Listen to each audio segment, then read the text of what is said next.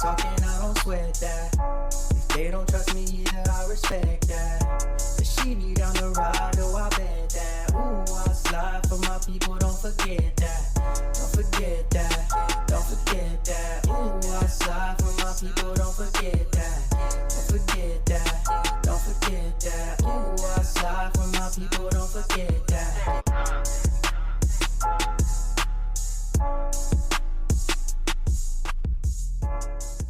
28-year-old Tawabi Gidichu is in the Ramsey County Jail, charged with second-degree attempted murder of 50-year-old supervisor Rory Verghese at the U.S. Post Office where they worked. Police saying he is very much lucky to be alive after he was shot multiple times. We're very lucky that one person is in the hospital, but they are in very serious condition. There's no doubt that that person very likely should have died in that event as well. Postal workers told police Gidichu had mental health issues, sometimes refused to do his job and argued with his supervisor. He also had every Thursday off to attend appointments related to his mental health. At one point, the victim told his wife he thought Gidichu had mental health issues.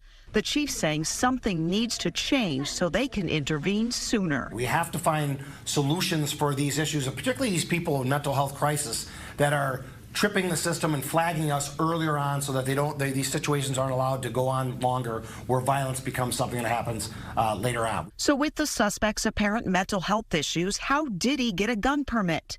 Well, for that to stop a permit from being issued, he had to have been committed, found incompetent to stand trial or not guilty by reason of mental illness, or found to be a danger to himself or others if authorized to carry a gun. Apparently, none of that has happened. But the chief did say they are working with the ATF to make sure all the laws were followed. They basically traced that gun back to its place of birth, meaning that when that gun was produced, where it was made, how it was shipped and delivered, to what vendor it was actually sold to the very first person, and they trace it all the way through. Good morning, good afternoon, good evening. My name is JH. How y'all doing, Postal family? Is everybody good? Is everybody cool? Everybody clean? Are you crisp? Are you feeling airy today? Yes, indeed. Let's chat. You see it. Video description or the store right underneath. My IHOP USPS hat right down there as well. Listen, recently, unfortunately, we had a situation over in St. Paul, Minnesota, that involved a PTF carrier and a supervisor. Now, before you guys make your comments below, please remember, YouTube follows this and they will pull your comments. So let's be respectful with these comments. It's gonna be a two-part video. I'm gonna talk about the PTF as well as the supervisor, and then another one where it shows a toxic work environment where there was actually another individual that was going through racism. This whole place is a whole cluster of just misery. We gotta change this. Let's talk about this situation here.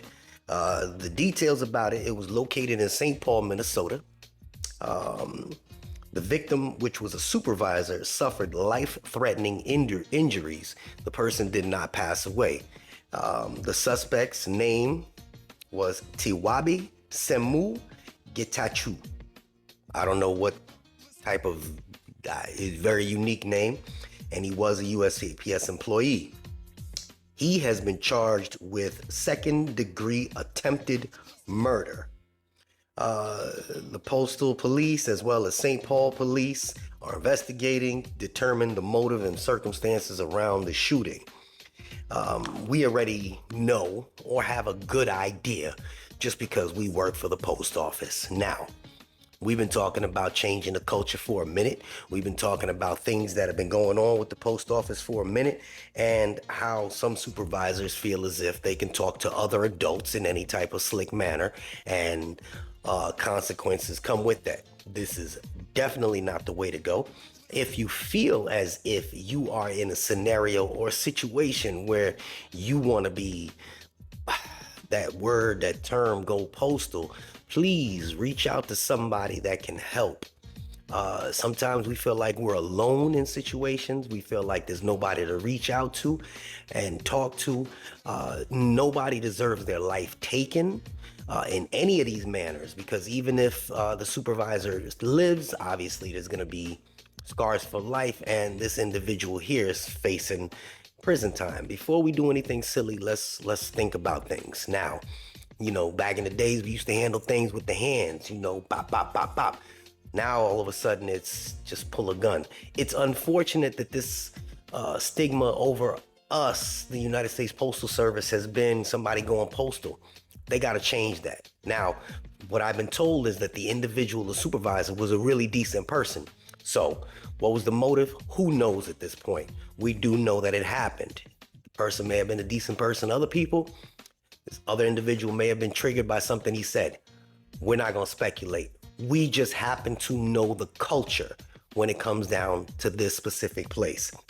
Let me read you an article that popped up, and it's USPS accused of retaliation. Now, this is something that we get all the time. And harassment after an employee raised racism allegations.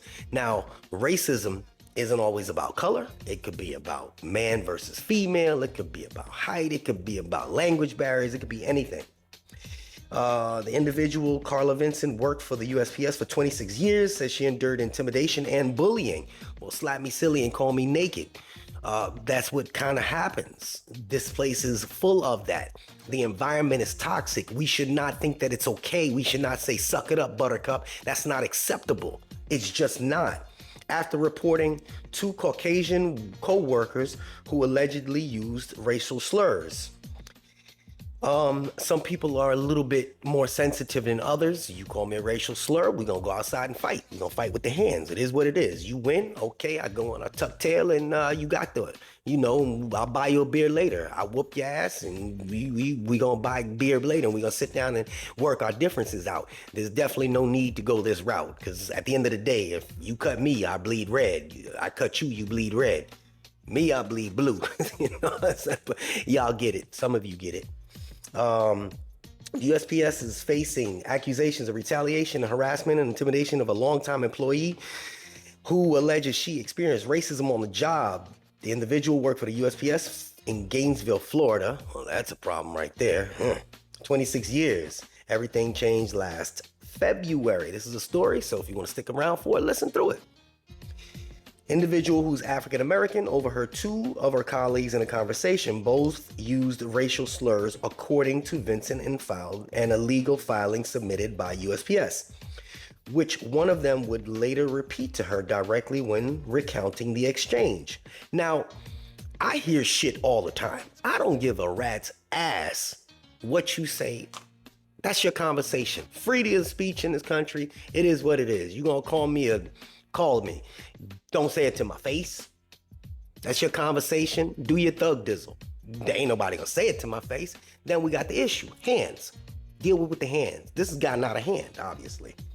In an interview with The Guardian, Vincent claimed she had been subject to stalking, intimidation, bullying after she complained about the incident. That happens here. It's not acceptable. We should never think it's acceptable. There should be a better way to file an EEO. There should be more receptive ways to filing EEOs. There should be more ears that listen when somebody is screaming for help when it comes to an EEO. A lot of people don't even know how to get to an EEO to file a situation. And when something comes across somebody's desk, they're getting paid lots of money to read these things over and kind of negotiate and situate things. The people that are reading and handling these things with that type of money, they should really take into consideration the seriousness behind the allegations. Every situation should be looked at and scrutinized seriously. If you got 3 or more situations when one individual is being accused of something, don't just brush it off. Don't. It's not okay.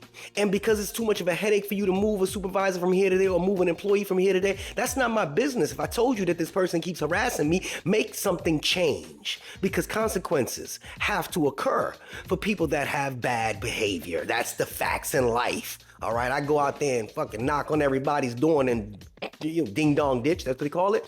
Obviously, police gonna be like, man, would you cut this shit out? There's consequences for my actions. If you don't cut it out, we're gonna charge you with trespassing. That's what happens for something as basic as that. But when you have something like this, where the consequences, only at this place do people get away with this. And it's unacceptable. There's people who sit there and stop whining about it. Fuck whining about it. I don't have these issues. I've had an individual that yapped his mouth one time, and I approached him. I said, listen, I don't care what you say, but don't let me hear you say that. Don't let me hear you say that. That offends me. You could do and say what you want behind closed doors. I don't care if you don't like my color. I don't care if you like my height. I don't care if you like my beard. Just don't let me hear you, because it offends me. And it's discrimination. If somebody else hears you say that, they might go upside your head. And it was a respect after that. Never spoke a word after that negatively. We actually started speaking. We was cool after that. But that's how I handle things. Not everybody's gonna do that. And she said she feels as though the company that she invested so many years in had failed her. USPS declined to comment. It's USPS policy not to comment on pending litigation or internal personnel matters, a spokesperson said. Right. The Postal Service has endured a string of crises in the recent years as it grappled with financial issues and declining mail volume, blah, blah, blah. They want to talk about this. Inside the Postal Service, meanwhile, employees have raised the alarm over alleged workplace misconduct. That's not just the NALC. That's not just the APWU. That's not just the rural carriers. That's every single union that we have has raised this concern. If people's voices are not being heard, they are not going to perform to their maximum capacity for you because they feel like it's a waste of energy. Now, if it's USPS's thing where they just want to shove people out the door and rotate people, great. That's your work. That's the way you want to do things. Great. But the way things used to be and the way things are now, it is progressively getting worse. And when are we going to take the time to change the culture? Change the culture. We got some snakes in management that are out there and they do the dirty work of the people that are sitting way up top that can't even, don't even know the price of a piece of mail. When you got people out, this was yesterday, I believe, people out till 11, 12 o'clock at night. People were texting me, man, I just got in, man. My body's beat up. To go back and do it again, it's a thankless job. But then to turn around, to have a supervisor or a manager discourage you or talk bad to you, it's totally despicable. Anyway, people of color represent more than half of its workforce, which it wants to represent the diverse communities we serve, according to the website. But for years, the Postal Service has faced allegations of racism in its ranks. A supervisor, who she was at the time, did not normally work on Sundays. An exception was blah, blah, blah. The office was mostly empty. That morning, while making a pot of coffee, she overheard a postal employee speaking to one of her fellow supervisors. Person complained to another person. I'm not using their names. He felt like he was being treated like a effing N-word. According, she said, Tater reassured him he was not and that he was one of us. I was kind of shocked because such and such an older Caucasian male, that's what he said, he was a Caucasian older male. While she said person did not talk to a lot of people at the post office, she claimed that she was someone he spoke to every day. This person left the post office and another person came to her desk. At this point, according to the supervisor, this person sat down and repeated the conversation, including the racial slur that both he and the other supervisor had used. Supervisor was stunned. She didn't say a word. She remembers reaching for a yellow sticky tab and making a mark each time this person used the N-word. He did so 17 times in an affidavit. Claimed he only used the N-word once when reciting the initial conversation back to the supervisor.